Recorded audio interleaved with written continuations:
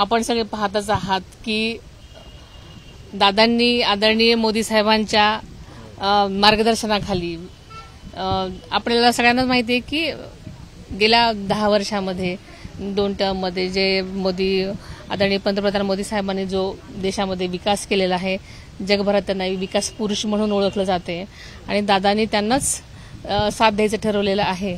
आणि अलीकडच्या ज्या निवडणुका आहेत त्या निवडणुकांमध्ये आपल्या सगळ्यांनाच मोदी साहेबांना परत तिसऱ्यांदा पंतप्रधान बनवण्यासाठी आणि या विकासाचं पाईक होण्यासाठी आम्ही सगळ्यांना भेटत आहोत.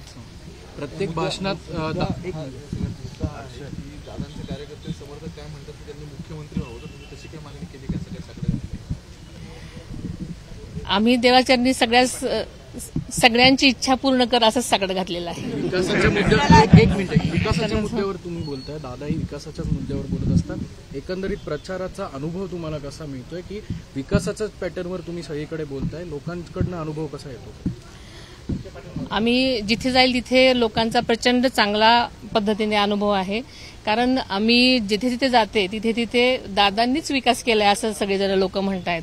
कारण मी भोर तालुक्यात जाते, वेल्हा तालुक्यात जाते, जिकडे ती जाईल तिथे वाड्या वस्त्यांवरती जो काही निधी मिळालेला आहे आजपर्यंत, जो काही विकास झालेला आहे तो दादांच्या मार्फत तिथल्या आमदार असतील किंवा तिथले काही स्थानिक नेते असतील त्यांना मिळालेला आहे आणि त्याच्या मार्फत विकास झालेला असं लोक म्हणतात. त्यामुळे विकासाचा मुद्दा घेऊन जाताना लोकच सांगतात की आमच्याकडे विकास झालेला आहे. Thank you so much.